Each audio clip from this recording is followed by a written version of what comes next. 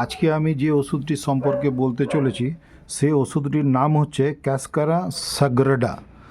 ক্যাসকারা স্যাগ্রেডা এই ওষুধটি কিন্তু মেনলি কনস্টিপেশন অর্থাৎ কোষ্ঠবদ্ধতার জন্য কিন্তু খুবই ভালো ওষুধ।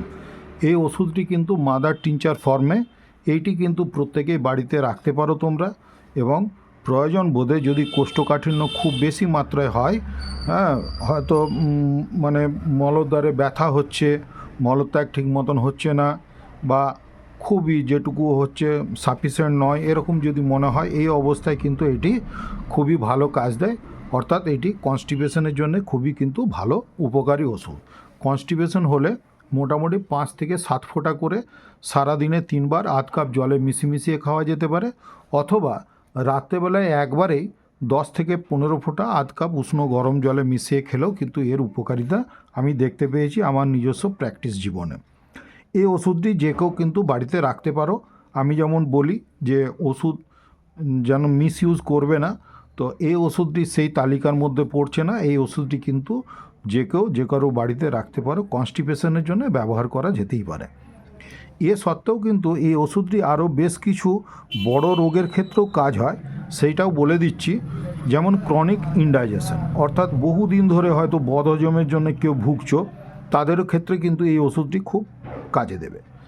এবারে একটি বড় রোগের উপরেও এই ওষুধটি কাজ করে। এটি কিন্তু আমার হোমিওপ্যাথিক প্র্যাকটিশনার, যারা জুনিয়র প্র্যাকটিশনার আছো তাদেরকে জানাবার জন্য বলছি, সিরোসিস অফ লিভারেও কিন্তু এই ওষুধটি কাজ করে।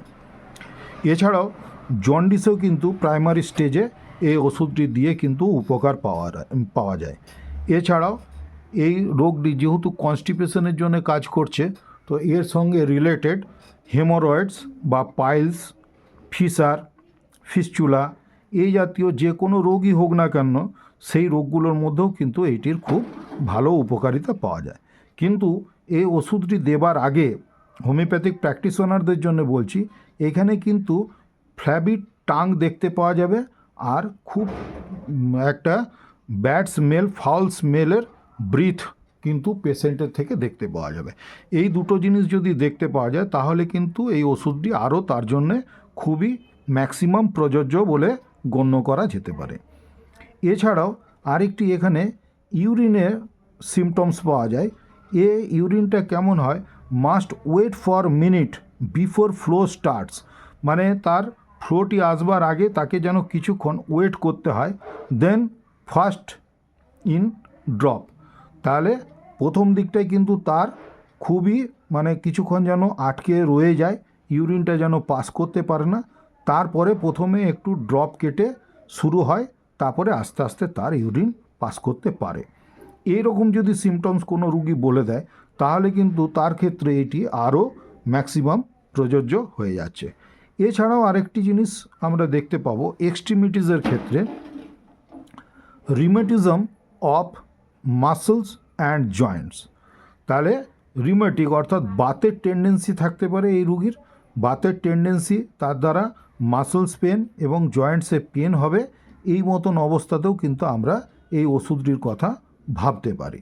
আর এর সঙ্গে কিন্তু এর যে কোনো রোগই হোক না কেন, যে কোনো রোগের উপরেই চিন্তা করা যায়, যে কটা আমি আলোচনা করলাম তার মধ্যে যে কোনো রোগই থাকুক, কিন্তু তার মধ্যে কনস্টিপেশন, এবং সেই কনস্টিপেশনটাকে বর্ণনা করা হচ্ছে অবস্টিনেট কনস্টিপেশন।